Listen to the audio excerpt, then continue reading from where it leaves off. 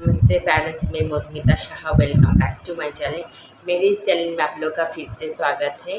मैं आज hand clapping के ऊपर वीडियो शेयर कर रही हूँ। मैं पहले भी एक वीडियो शेयर करा था जो आप लोगों को बहुत पसंद आया, इसलिए मैं और भी हैंड क्लैपिंग की कुछ एक्टिविटीज़ शेयर कर रही हूँ जो अपने बच्चों के साथ आप घर में ज़रूर करा सकते हो।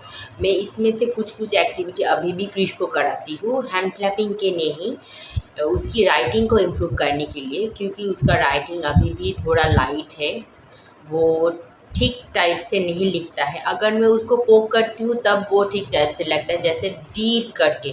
वो बहुत लाइट राइटिंग करता है और बहुत फास्ट राइटिंग करता है, इसलिए इसमें से कुछ एक्टिविटी मैं उसको अभी भी कराती हूँ।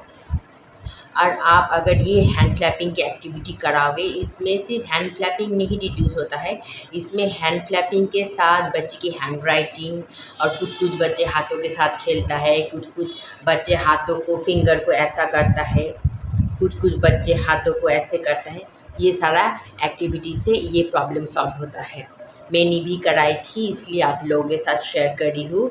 अगर आपको मेरी क्रिश की ये सारा एक्टिविटी अच्छी लगे तो घर में बच्चों के साथ ज़रूर कराओ, और मेरे इस चैनल को आप लाइक शेयर कर दो। और कुछ भी आपको जानना हो तो प्लीज़ मुझे कमेंट में बोलो, मैं ज़रूर आपके कमेंट का रिप्लाई करूँगी और उसके ऊपर वीडियो शेयर करने की कोशिश करूँगी। हैंड क्लैपिंग रिमूव करने के लिए पहली वाली एक्टिविटी में, जैसे देखो मैंने एक पिल्लो रखा है, आप इस टाइप से साइड पिल्लो या फिर पिल्लो रख के बच्चे को बॉक्सिंग करने के लिए बोलो, और जितना हो सके प्रेशर के साथ उस पिल्लो को उसको बॉक्सिंग करने के लिए बोलो।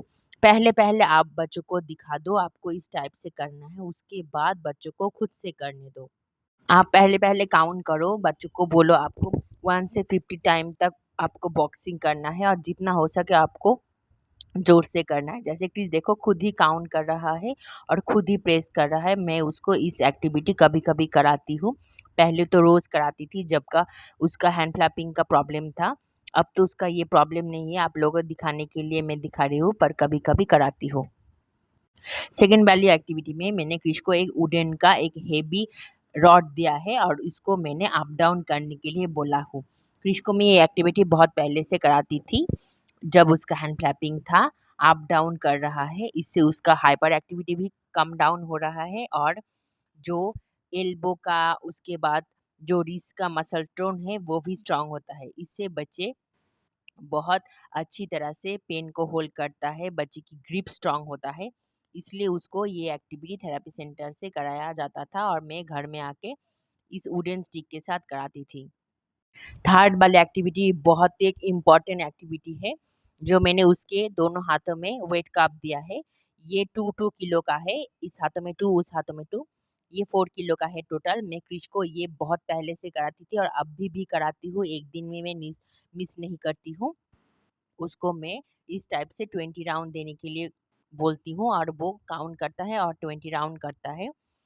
ये हेवी वर्क एक्टिविटी है, इससे बच्चे की हैंड फ्लैपिंग, हैंड मसल, बच्चे की कोर मसल टोन, बच्चे की फिंगर मसल, हर एक मसल स्ट्रांग होती है, और बच्चे की हाइपर एक्टिविटी बहुत कम डाउन होती है, क्योंकि इससे बच्चे की बहुत ही एनर्जी बर्न होता है। इस एक्टिविटी करने से बच्चे बहुत ही जल्दी शांत हो जाता है, और बच्चे की प्रॉब्लम होने से बच्चे की बॉडी में जो पेन, जो हलचल होता है, इस टाइप की पुल पुशिंग से बच्चे की वो पेन और वो हलचल भी बहुत कम हो जाता है। इसलिए ये एक्टिविटी मैं रोज़ कराती हूँ। पेरेंट्स, आप भी बच्चों को वेट का या फिर भारी कुछ चावल या फिर आलू आप 2 पैकेट में देके बच्चों को अप डाउन करने के लिए बोल सकते हो, और ये 2 टाइम आप दिन में अगर कराओगे तो बच्चे की हैंड फ्लैपिंग और हाइपर एक्टिविटी बहुत ही कम डाउन हो जाएगा।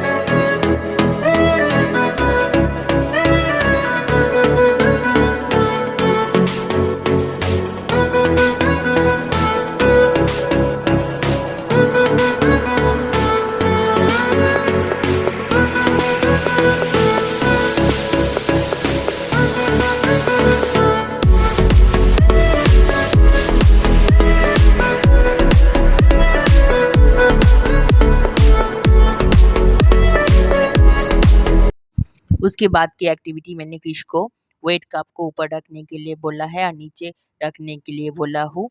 मैं उसको ये एक्टिविटी डेली कराती हूँ। ये एक्टिविटी अभी तक मैं उसको नहीं रिमूव करा है क्योंकि उसका हैंडराइटिंग थोड़ा पोर है। उस हैंडराइटिंग को ठीक करने के लिए मैं उसको हेवी वर्क एक्टिविटी हाथों की मदद से डेली कराती हूँ, ताकि धीरे-धीरे उसका मसल टोन और भी स्ट्रॉन्ग हो जाए, ताकि उसका राइटिंग अच्छा हो जाए।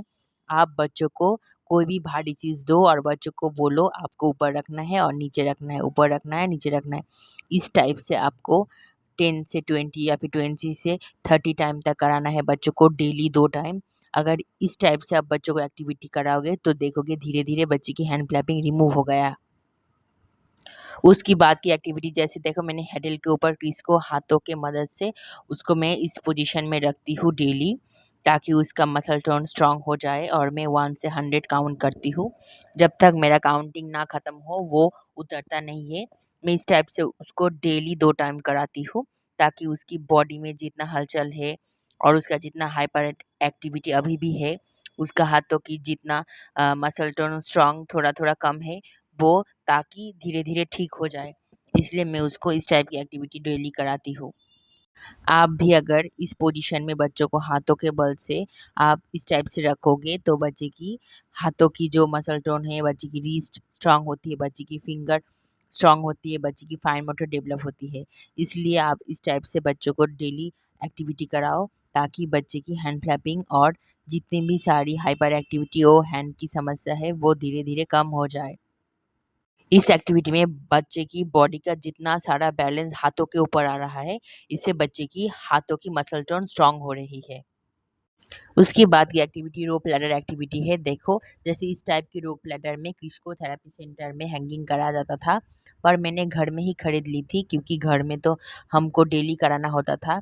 इसलिए इस टाइप की एक्टिविटी मैं घर में खरीद के क्रिश को डेली कराती थी। क्रिश अभी भी रोप लैडर की एक्टिविटी करता है क्योंकि उसको रोप लैडर में उठना और क्लाइंबिंग करना बहुत अच्छा लगता है। वो इस टाइप से हैंगिंग करता है, स्विंगिंग करता है। बच्चों की रोप लैडर में उठने से कितना हाथों में प्रेशर पड़ता है, लेगों में प्रेशर पड़ता है, इससे बच्चे की body balancing, body muscle tone strong होती है। इस टाइप की एक्टिविटी से बच्चे की बहुत इम्प्रूवमेंट आती है। आप घर में एक रोप लैडर खरीद के बच्चों को इस टाइप की एक्टिविटी करा सकते हो। अगर इस टाइप की एक्टिविटी कराओगे तो बच्चे की हाथों की, पाँव की, फुल बॉडी की बहुत सारा प्रॉब्लम सॉल्व होती है और आप इजीली घर में करा के हर एक प्रॉब्लम को आप बच्चों की सॉल्व कर सकते हो।